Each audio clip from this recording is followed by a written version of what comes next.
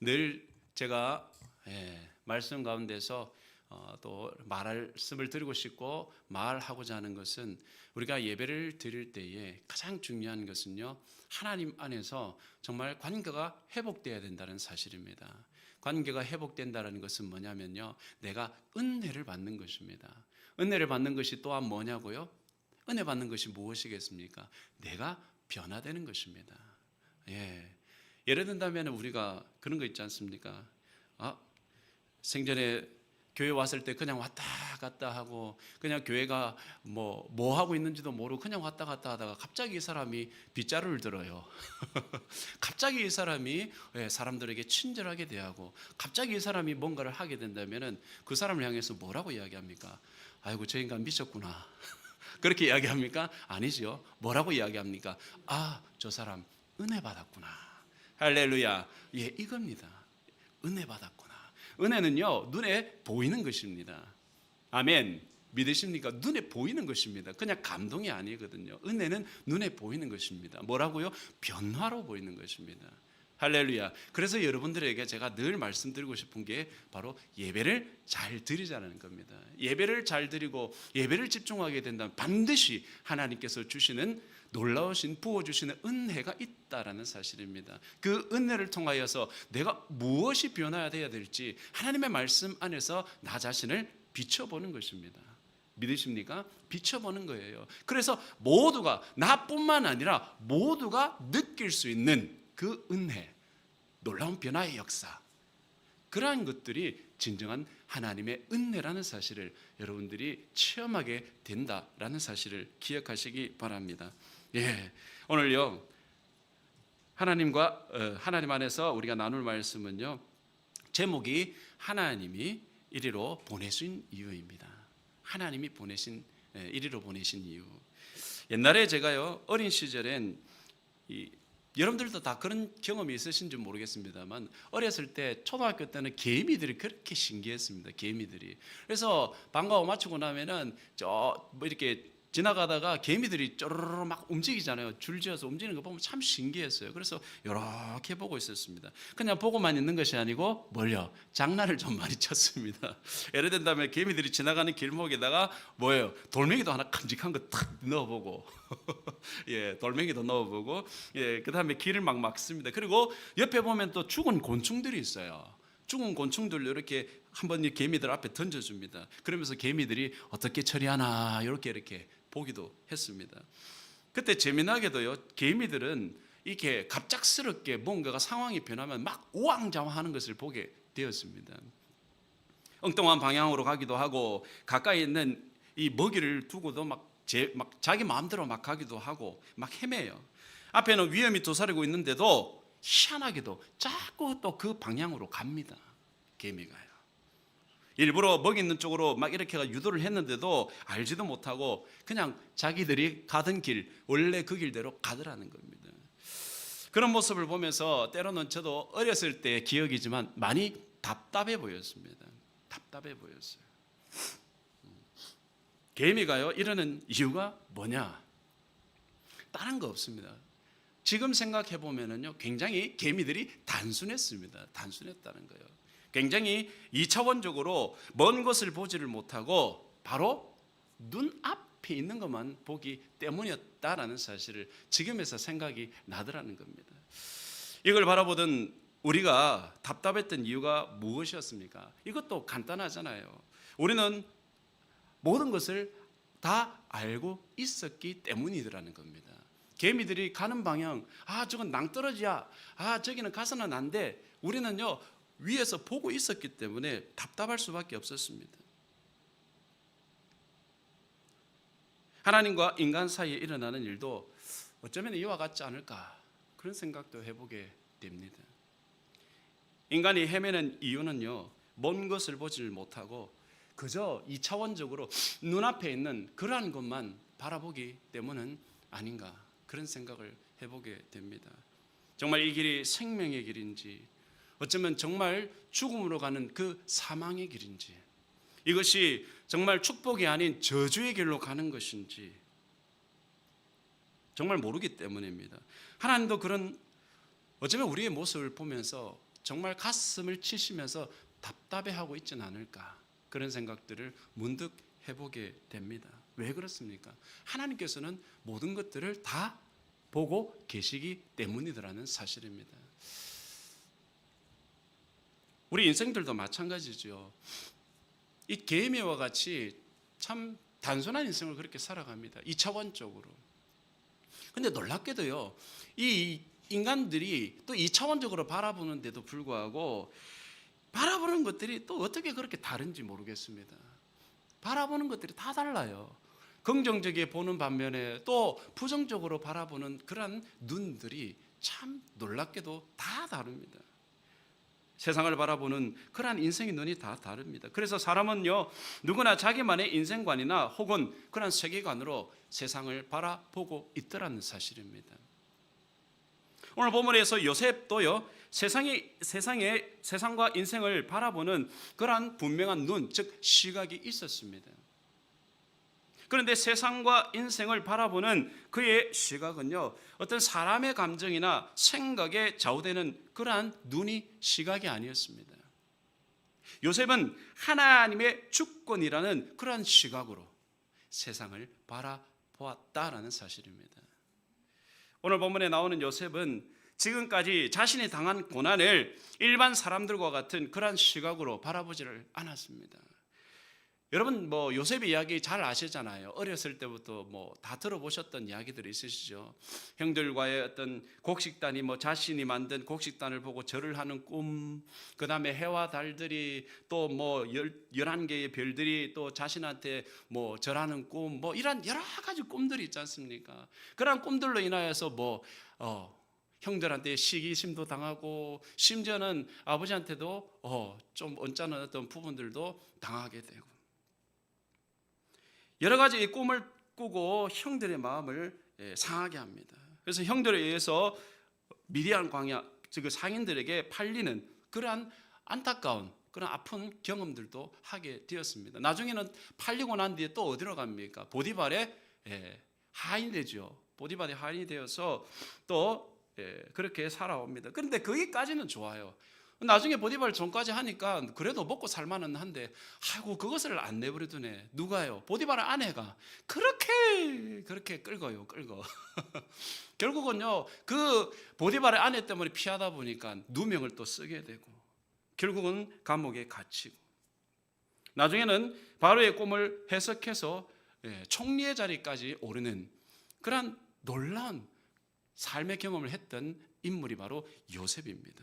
그런데요, 이 요셉이 그러한 삶, 여러분 이러한 삶을 무슨 삶이라고 이야기를 하고 있습니까? 참 우여곡절이 많은 삶이다, 그렇게 이야기하잖아요. 참 그러한 삶을 살아왔음에도 불구하고 요셉이 놓치지 않았던 것이 한 가지가 있었습니다. 뭐냐면요, 하나님의 섭리라는 믿음의 눈으로 자신의 인생을 바라보았다라는 사실입니다. 뭐라고요? 하나님의 섭리예요. 내 인간적인 단순한 2차원적인 눈으로 바라본 것이 아니고 정말 하나님께서 나를 위해서 정말로 뭔가를 예배하시고 준비하셨다라는 그 믿음의 눈, 그거 하나 때문에 그가 그의 마지막 인생까지 그렇게 살아왔다라는 사실입니다. 고난의 눈, 원망의 눈, 절망의 눈으로 세상을 바라보지 않고 정말 하나님께서 행하실 일들이 분명히 있을 것이라는 그러한 확신과 믿음의 눈으로 그는 세상을 바라보았다라는 사실입니다. 하나님께서 요셉 자신이 총리가 되어서 정말 부귀영화를 누리는 꿈을 이루어 주시기 위해서 이러한 가정을 모두 다 인도하신 것이라고 분명히 생각하지는 않았습니다. 단순히 꿈을 이루기 위한 그러한 목적이 아니라 분명한 하나님의 계획과 목적을 가지고 자신의 삶을 하나님께서 인도해 오셨다. 할렐루야. 이것을요, 본문에서 고백하고 있더라는 사실입니다. 정말로요, 하나님께서 이 요셉을 이리로 보내신 이유가요, 하나님을 나타내시기 위함이라고 이 요셉은 고백을 하고 있습니다. 요셉은 자신이 애국까지 온 모든 여정이 하나님께서 먼저 보내신 결과라고 그렇게 고백을 하고 있습니다. 오늘 말씀 45장 5절에 뭐라고 이야기를 하고 있습니까? 당신들이 나를 이곳에 팔았다고 해서 근심하지 마소서, 한탄하지 마소서. 하나님이 생명을 구원하시려고 나를 당신들보다 먼저 보내셨나이다. 할렐루야. 요셉을 직접적으로 미디안 상인들에게 판 사람은 요셉의 형들이었습니다. 그런데 요셉은 오늘 5절의 말씀을 통해서 형들이 판 것이 아니라 사실 그 이면에는 하나님께서 계획적으로 자신을 먼저 보내셨다. 믿음의 고백을 합니다. 믿음의 고백을. 저 같으면요, 이런 고백 솔직한 말로 안 나올 겁니다. 형제지만 멱살을 잡고 네가 뭔데 나를 갖다가 팔고 내가 종이 되게 하고 감옥살이 하게 하고 네가 뭔데. 인간적인 마음이 실질적으로 다 그런 마음들이 있으실 거예요. 나한테 조금만 뭔가 모질게 하거나 나한테 조금만 뭔가 튀게 한다면은요, 당장 우리 인생들은 연약하기 때문에 툭툭 튀어나옵니다. 요셉은요 달랐어요. 요셉은 달랐습니다. 이 모든 것들이 하나님의 계획이라고 고백을 하고 있더라는 사실입니다. 놀라운 믿음의 고백이에요. 세상의 모든 일들을 주관하시고 역사를 다스리시는 하나님, 개개인의 삶의 영역을 친히 인도하시는 삶의 인도자가 되시는 하나님, 요셉이 고백했던 것이 바로 이 하나님이셨습니다. 죄 없이 당하는 고난과 아픔과 그리고 그 가운데서 오는 원망, 이 모든 것들, 또한 원수의 괴롭힘과 그러한 상황을 극복하는 최고의 방법이 바로 하나님께서 이 모든 과정을 주관하고 이끌어 가신다는 믿음의 눈으로 바라보는 그러한 눈이 있었다라는 사실입니다. 삶의 의미를 찾아서라는 책을 쓴 이 빅터 플랭클이라는 정신 심리학자가 있습니다. 이번엔요 유태인으로서 2차 세계대전 중에 아우슈비츠 수용소까지 끌려갑니다. 그리고 그 가운데서 살아남은 사람입니다. 그가 여러 번의 죽을 고비를 넘기면서 깨달았던 것은 아무리 열악한 환경이라도 삶의 의미를 찾은 사람은 쉽게 죽지 않는다였습니다. 삶의 의미를 찾은 사람은 쉽게 죽지 않는다. 자기 존재의 의미를 찾지를 못하고 정신이 흐트러지면 몸이 허약해지고 나중에 보면은요 독일군도 그러한 사람을 보면은 쓸모없는 인간으로 해가지고 당장에 가스실로 보냈습니다. 당시에는 그랬대요. 그래서 이 글을 썼던 빅터 플랭클은 아침마다 했던 일이 있었습니다. 어떤 일이냐면은 깨진 유리 조각으로 면도를 했답니다. 깨진 유리 조각으로 면도를 했다면 아침에 일어나면 하는 일이 면도를 했대요. 빵 한 조각보다도 면도하는 것을 더 소중히 여겼다고 합니다. 여기서 의미라고 할 때 무슨 어떤 대단한 의미를 말하는 것이 아닙니다. 그가 가지고 있었던 의미는 뭐냐면 내가 반드시 살아서 가족들을 돌봐야 되고 그들을 내가 보아야 되고 내가 그들을 돌봐줘야 한다. 그런 희망, 그 하나의 의미였다라는 사실입니다. 빅터 플랭클의 경우에는 자기가 쓰다만 원고가 있습니다. 그것을 또한 반드시 완수해야 한다는 자신의 존재 의미를 또한 찾았다라는 사실입니다. 그래서 이 사람이 이때의 경험을 근거로 로고테라피라고 그렇게 개발을 합니다. 로고테라피, 의미라는 의미 치료라고 이야기를 하고 있습니다. 삶의 의미와 존재의 의미를 찾아서 위기를 극복하게 하는 그러한 부분입니다. 이 사람은 고통을 좋은 것으로 평가를 하고 있습니다. 여러분 솔직히 고통이 좋은 것입니까? 고통이 좋습니까? 안 당하고 싶은 것이 고통이다. 맞습니까? 안 당하고 싶은 것이 고통이에요. 환난도 마찬가지고 아픔도 마찬가지입니다. 안 당하고 싶은 거예요. 안 당하고 싶은 거. 그런데요, 그것들을 통해서 사명이나 인생의 의미를 생각하게 만들기 때문이라고 이야기를 하고 있습니다. 근데요, 삶의 의미를 찾는다고 해가지고 내가 삶 속에서 뭘 기대한다는 걸 찾는 것이 아니라 삶이 나한테 뭘 기대하고 있느냐, 이걸 생각해야 된다는 사실입니다. 우리가 인생을 향해서 질문을 해서는 안 되는 것, 삶의 질문 앞에 이제는 우리가 대답을 해야 되는 것입니다. 어떤 대답이요? 왜 내가 이렇게 살고 있는지, 왜 요셉은 형들의 미움을 받았는지, 왜 애굽의 노예로 끌려왔는지, 여러분 이 질문에 대해서 진지하게 응답하려고 하고 그 답을 찾아가다 보면 우리는 하나님께서 왜 자신을 이 자리에 보내셨는지를 알게 된다라는 사실입니다.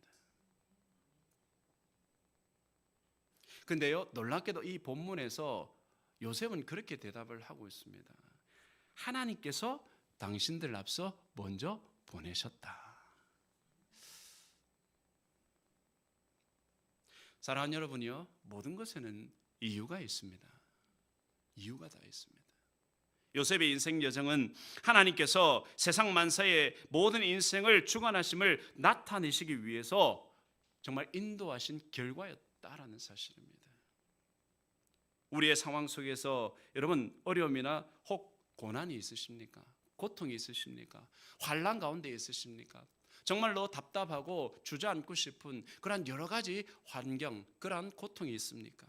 이해할 수 없는 정말 난해함들로 내 인생이 여러분 복잡하십니까?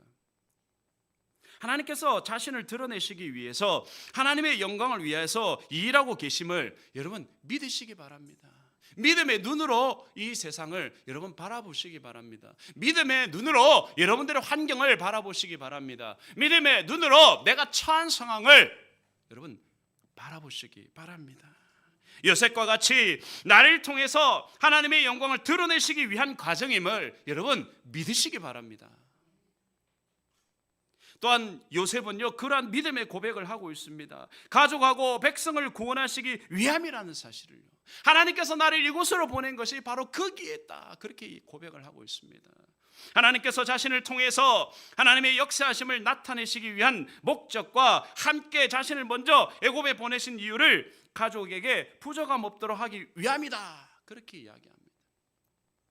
45장 7절에 보니 하나님이 큰 구원으로 당신들의 생명을 보전하고 당신들의 후손을 세상에 두시려고 나를 당신들보다 먼저 보내셨나니, 11절에도요, 흉년이 아직 5해가 있으니 내가 거기서 아버지를 복양하리이다. 아버지와 아버지의 가족과 아버지께 속한 모든 사람에게 부족함이 없도록 하겠나이다 하더라고 전하소서, 그렇게 이야기합니다. 요셉이 고난을 이기고 총리가 되도록 하나님께서 인도하신 이유는 그를 통해서 야곱의 집안이 기근으로 멸망하지 않도록 하시기 위함이었다라는 사실입니다. 야곱의 집안과 더불어 애굽과 주변 지역의 모든 백성들이 요셉으로 인해서 그 7년의 대기근의 죽음에서 건져내시기 위한 하나님의 구원의 섭리가 여기에 담겨 있더라는 사실입니다. 그리고요, 하나님의 계획을 확신하게 하기 위함이셨다라는 사실입니다. 하나님께서는 때로 자기 백성들을 고난의 길이나 형통의 길로 이끌어 주십니다. 고난의 길을 통해서 하나님의 뜻을 깨닫게 합니다. 앞서 말씀드렸지만은 고난 정말 가까이 하기엔 너무 먼 당신이잖아요. 가까이 하기엔 너무 먼 당신이 고난이지 않습니까? 그런데 그 고난을 통해서 뭐를요? 하나님을 깨닫게 한다는 사실입니다. 고난이나 고통이 없으면은 우리가 하나님께 가까이 갑니까? 안 갑니다. 배부르면은요, 등 따시면은 하나님 앞에 안 가요. 어디로 갈까요? 내가 좀 더 즐기고 싶고 내가 좀 더 누리고 싶은 어디로 간다? 세상. 맞아요. 세상으로 가는 겁니다. 세상길이 막히면은 어디로 와요? 할렐루야. 하나님께로 오게 되어 있습니다. 하나님은요, 하나님의 백성들, 당신의 사랑하는 자녀들이 세상길로 가는 것을 원하지를 않으세요. 고통이라는, 아픔이라는, 환난이라는 그 도구를 사용하셔서 당신의 길, 당신의 사랑의 길로 올 수 있도록 만드신다는 사실입니다. 그래야 주님 앞에 털썩 주저앉죠. 주여, 내가 잘못하였습니다. 두 손 들고 주님 앞에 나가잖아요. 아멘입니까? 네, 그거예요. 그런데 그것이 우리에게 저주입니까? 그것이 우리에게 저주인가요? 아니잖아요. 뭐라고요? 복인 것입니다. 정말로 세상에서 줄 수도 없고 알 수도 없는 하나님께서 우리에게 주시는 크신 복이라는 사실이라는 겁니다. 고통이 그런 거예요. 하나님 안에서 내가 주저앉아서 눈물 흘리면서 아버지 하나님이여, 이 불충한 종을 용서하여 주시옵소서. 하나님의 크신 은혜를 오늘도 간절히 간구하오니 하나님께서 나에게 더딥혀 주시고 그 은혜를 통하여서 이 세상 가운데서 고백할 때에 하나님께 영광을 돌며 살아가게 하여 주시옵소서. 우리가 이런 고백이요, 그러한 털썩 주저앉은 그 고통 가운데서, 고통의 자리에서 나오게 되어 있다는 사실이죠. 그때에 하나님께서 우리를 보시는 겁니다. 그때에 하나님께서 우리에게 당신의 크신 능력의 오른손을 내밀으시는 겁니다. 그래서 고통이, 아픔이, 환난이요, 나쁜 게 아니에요. 가까이 하게 너무 먼 당신이 아닌 겁니다. 주님께서는 하나님과 더 깊은 관계를 맺을 수 있게 하시기 위해서 훈련을 시키시는 거예요. 그리고 그 훈련이 마칠 때에 하나님께서는 자기 백성을 통해서 하나님이 만유의 주님이심을 드러내시면서 정말 자기 백성을 사용하셔서 주변의 사람들까지도 구원하신다는 사실을 우리에게 보여주시는 것입니다. 할렐루야. 한 사람이 변화되면은요, 수많은 사람이 또한 변화의 놀라운 경험을 하게 되더라는 사실입니다. 앞서 말씀드렸잖아요. 교회 왔다 갔다만 하고 정말로 쓰레기통이 어디에 있는지, 빗자루가 어디에 있는지, 그 다음에 내가 뭘 해야 될지 아무것도 하지 못하는 사람들이 와가지고 이것을 하고 저것을 하고 있으면은 아까 뭐라고요? 저 사람 은혜 받았네. 은혜 받았네. 그러면은 저 사람이 은혜 받았으면 나는 또 뭐예요? 그래, 은혜 받았으니까 냅두자 이겁니까? 나도 은혜 받아야지. 나도 은혜 받아야지. 진짜 성도라면은요, 그러한 것에 시기가 있어야 되는 거예요. 그러한 것에 질투가 있어야 되는 것입니다. 나도 아버지요, 그러한 은혜를 부어주십시오. 그러한 놀라운 역사가 경험되어지게 하여 주시옵소서. 이러한 것들이 우리의 심령 가운데 확 와야 되는 것입니다. 그래야 뭐예요? 협력하여 선을 이루게 되는 것입니다. 그러한 공동체가 뭐라고요? 정말로 하나님께서 우리에게 원하시는 사랑의 공동체라는 사실입니다. 그래서 주변 사람들까지도 구원의 놀라운 역사가, 변화의 역사가 일어나게 한다는 거죠.